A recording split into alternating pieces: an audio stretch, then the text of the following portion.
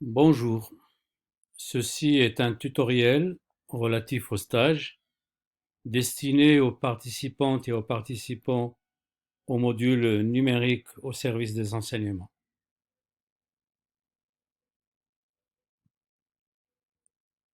Nous allons y voir deux parties, une relative à la méthode ADDIE, qui est un modèle de conception de dispositifs pédagogiques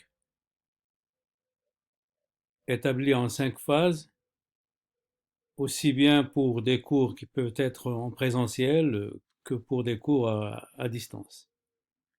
Et la deuxième partie concerne la mise en œuvre du produit de l'ingénierie pédagogique faite par la méthode ADIE et qui peut être fait à travers la plateforme Moodle de l'Université internationale de Rabat. Alors, concernant la méthode ADDIE, c'est une méthode au processus qui s'établit en 5 phases. La première étant l'analyse, on s'intéresse au contexte de l'apprentissage. La deuxième concerne le design et c'est une étape de conception du cours qui peut être fait en ligne ou en présentiel. La troisième concerne le développement et c'est une phase où on s'intéresse au développement proprement dit du cours. La quatrième concerne la diffusion du cours auprès des apprenants et s'intitule l'implémentation.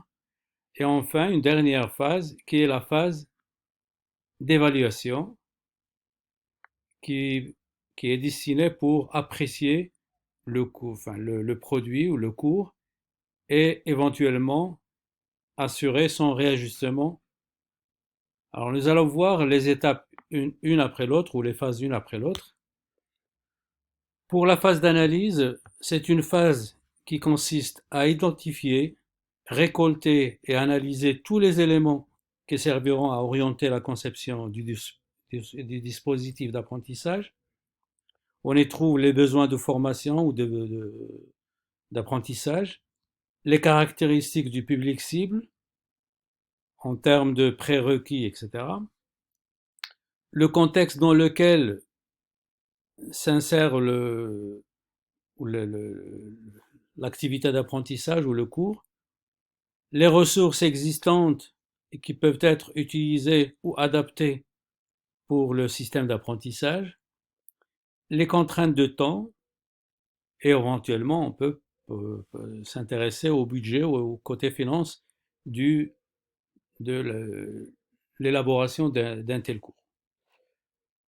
Le livrable de cette première partie de la phase d'analyse est une analyse des besoins d'apprentissage. La phase de design, c'est une phase qui concerne la conception du cours. Et pendant cette phase, on s'intéresse à spécifier les objectifs pédagogiques, construire l'architecture du cours en termes d'ordre des séquences, du contenu et outils de chaque séquence ou chaque partie du cours. Et on y définit toute la stratégie d'apprentissage, le mode de diffusion par exemple, etc. Généralement, on appelle la conception ou l'architecture du cours un macro-design et la conception de chaque outil ou média utilisé dans la formation ou dans le cours comme étant un micro-design. On pense aussi au storyboard qui va être le produit qui donne le défilement, comment se présenteront les différentes séquences. Et on pense aussi dans cette phase à l'accompagnement ou le tutorat pour les apprenants. Et enfin, le livrable, c'est de cette phase, c'est la conception pédagogique détaillée du cours qu'on veut préparer. La phase développement, c'est une phase qui consiste à construire les outils et médias définis lors de la phase précédente, c'est-à-dire lors de la phase de design. Ensuite, la phase d'implémentation, c'est une phase qui consiste à donner accès aux apprenants aux dispositifs créés. S'il s'agit d'un dispositif en présentiel, on pense par exemple, est-ce que c'est un cours qui sera fait dans une salle ou dans un laboratoire, etc. Pour un enseignement à distance, quel outil utiliser, quelle plateforme, etc. Et on parlera aussi de déploiement ou de mise en ligne du cours. Arrive la phase d'évaluation, et c'est dans cette phase qu'on s'intéresse à ce qui a été retenu, est-ce que l'outil ou le produit a été rentable pour l'apprentissage. Et on s'intéresse aussi, est-ce que comment le processus ou l'opération d'apprentissage est perçu par les apprenants. Et aussi, on s'intéresse au coût et tout ce qui est en relation avec le cours. Et c'est là qu'on peut penser au réajustement s'il le faut. Cette évaluation peut se faire à tout moment, bien entendu. Et généralement, nous avons trois remarques importantes par rapport à ce processus. La première, c'est que les étapes elles sont successives, mais elles peuvent être aussi itératives. Le processus est ainsi un processus cyclique, et au niveau de chaque étape, on peut faire une évaluation, comme on peut faire l'évaluation à la fin, et cette évaluation pourrait éventuellement nous permettre de faire les réajustements nécessaires, de telle sorte que le produit ou le cours administré sera conforme aux objectifs qui sont fixés. Deuxième remarque, c'est que le modèle ADDE, il est neutre en termes d'approche pédagogique. On n'y trouve pas des consignes pour adopter une approche constructiviste ou socio-constructiviste ou approche active ou par projet ou autre. C'est vraiment l'enseignant qui, selon ses dispositions et selon sa formation, est choisi, dépendamment du contexte, l'approche qui lui semble convenable. Enfin, pour spécifier les objectifs pédagogiques, dans la méthode ADDE, il est conseillé de recourir à la taxonomie de Bloom. Ça peut être aussi une autre taxonomie, mais souvent la taxonomie la plus utilisée, c'est la taxonomie de Bloom.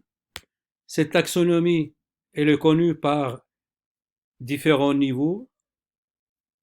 Le plus bas, c'est le niveau de la connaissance. Arrive ensuite le niveau compréhension, application, puis l'analyse, la synthèse et l'évaluation.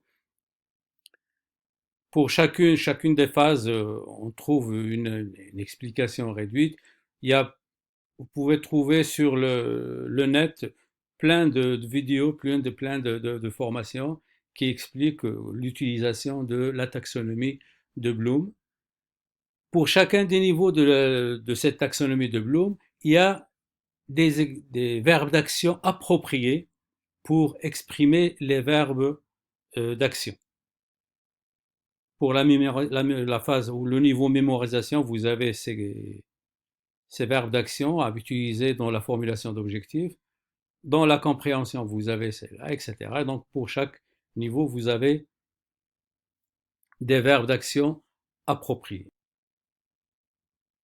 Alors maintenant, nous allons nous intéresser à la plateforme d'e-learning pour y mettre notre produit suite à ces phases ou d'application de la méthode ADDIE. Alors bien entendu, vous avez les vidéos qui sont déjà, dont vous avez les liens et qui expliquent parfaitement comment se connecter, accéder à la plateforme, comment structurer un cours sur la plateforme, comment le mode de navigation. Sur la plateforme, bien entendu, nous avons attribué des espaces de cours individuels pour chacune et chacun des participants qui serviront pour le stage.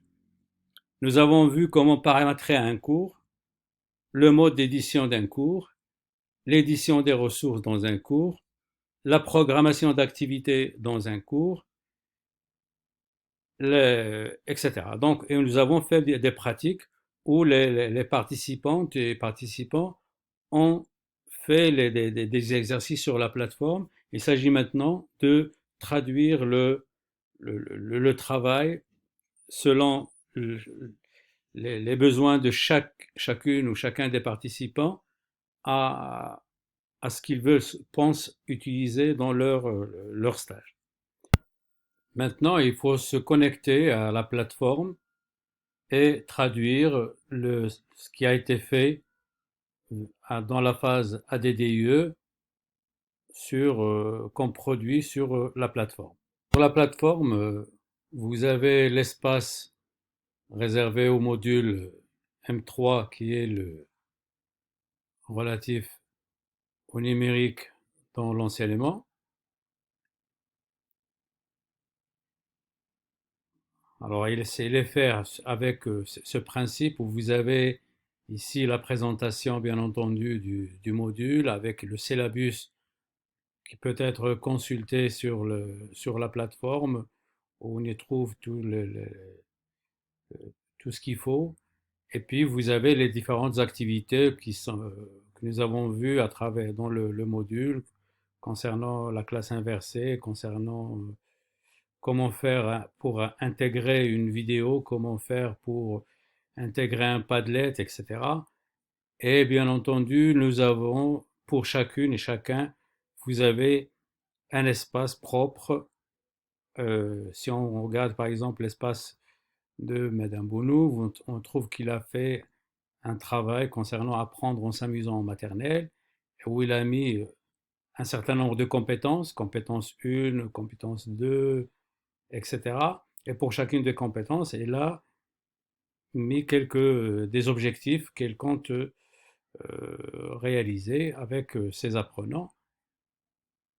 Et vous avez, par exemple, si on prend une vidéo ici qui concerne ce Bonjour développement. les enfants, j'espère que vous allez bien.